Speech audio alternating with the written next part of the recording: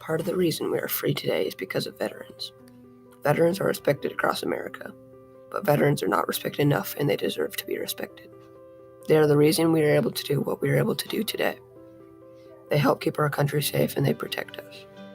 Veterans earn a lot of respect from this country, but not enough, and that needs to change.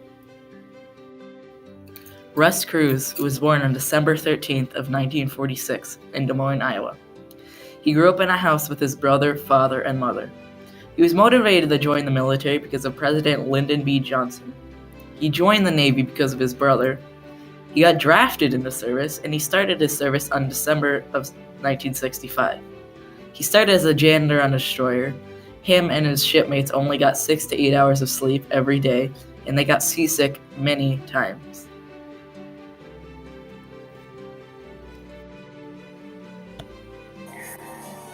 And I was training to be a sonar technician.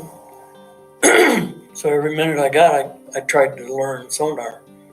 And do you know what sonar is? It's like, it's like watches out for things, but you can't really see it. Right, echo ranging. Yeah. It's what dolphins use to echo range. It's what we use on the ships to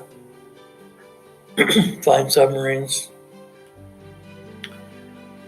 I was training for that. Once I got on board ship, we were heading to Vietnam for gunfire support. My job on the ship, being boatsmate and everything, I was in a gun mount, big gun mount. My brother was on board. We got halfway there. They pulled me off, sent me to school.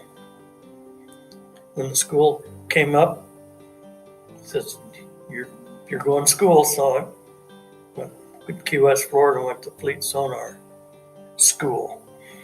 There, being out there and doing the sonar work, I already knew what was going on, so I aced the school. And they wanted volunteers for a new project. I volunteered because anything was better than going back to a destroyer. There they sent me to school, a new school, instead of acoustics. Instead of passive, this was a passive sonar. The sonar you're familiar with is called echo ranging. That's where you send out a pulse and listen for the echo. Well, this new sonar was, you just listen. Everything in the ocean makes noise. And if you listen to the right sounds, you know what it is. And then if you have more than one listening to the noise, you know where it's at. Russ served some time during the Cold War. He was in danger many times. Russ Cruse has many friends that live in Iowa, many of whom he met in the service. He traveled around the world and lived in other countries. He had his first son that was born in Wales. Russ traveled to a very poor village filled with poverty. His brother worked on the same destroyer as he did, and his wife of 53 years came with him every once in a while. He learned immense amounts of teamwork through the years of his service. He had to make his bed every single morning. He also watched the people on the bridge working with sonar to learn what they were doing. He was later shipped off to school to learn how to be a sonar technician. Same way under the ocean. Submarines making noise and how fast it was makes it different. Whose Navy it belonged to, they all sound different. Could you tell if it was close or far? Oh yeah. If they're closer, the better. But Better you can hear it, yeah. But you could learn Earth science. There's a thing in the ocean called the Deep Sound Channel Axis. That's how whales communicate. When they sing, they can sing, and you can hear them 1,000 miles away. submarines are noisier than whales, and they used to be really noisy. And they would come out, and when I say when they would come out, you understand some of them carried missiles and aimed them at us. Yeah. And back in those days, the missiles didn't go as far as today, so they got pretty close. So we tracked them, found them, tracked them, knew where they were. So in case somebody overseas got stupid, pushed the button, well, we knew where they were, and we could react faster than they can. So it was all a cat and mouse game. It's called the Cold War. Workspace. Went up to the bridge and told the skipper. See, we had a science. We had our acoustic crew, and then we had a boat crew. The boat crew was the captain, the first mate, and a few engineers that ran the ship motor and stuff like that. I went up. Skipper, turn on the radar. And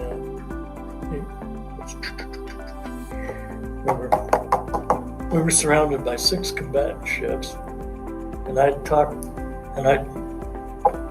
told 6th Fleet, I says, there's a Soviet, we'll call them Bear aircraft, big bomber type. I told 6th Fleet, I said, there's a bear in the air, and they just laughed. They said, no, there's not. Yes, there is. Daybreak, it buzzed us. Do you know how big a B-52 bomber is? A 747 jet, passenger plane. They're big. So this Bear aircraft has got 4 sets of propellers, and it buzzed us at about 200 feet. Russ Cruse married his wife, who has been with him for 53 years now, and started a family. Russ Cruse made many friends while in service, and most of them still keep in touch, but only see each other every few years. He has friends all over Iowa and some out of Iowa. He learned a lot from working with others on the ship, and he got several good traits from that. Now, did you make any close friends while you were in service? Oh yeah, they still keep in contact. Fortunately, they moved back to Iowa. They live in Cedar Rapids, and we see them occasionally. Talk old times, and luckily we did the exact same thing most of the time while we were in the service, so we have a lot to relate to. Did you make any friends that lived in, like you said, like Wales? Yeah, one of my best friends married a local girl. She was from Fox Harbor, Newfoundland. And we still keep in contact with them. She's now a U.S. citizen. They have children, children and grandchildren. And I had another friend that I worked with in Barbados. I still keep in contact with him. He lives in Virginia. At the time, he got a date with a girl that was on vacation in Barbados, and they ended up getting married, and she was a citizen from Canada. They got married and been happily ever after, and we had a lot to do with it. Veterans earn a lot of respect for protecting our country. Russ Cruse learned a lot from the military, especially considering he knew nothing about it prior to joining. Russ Cruse served in the Navy on a submarine in a 300 destroyer. He delivered his baby in Wales. The interview with Russ Cruse was very inspiring, and it really just changes your view on what they really do for us. Special thanks to Russ Cruse for coming in and letting us interview him, and most of all, for his service to our country.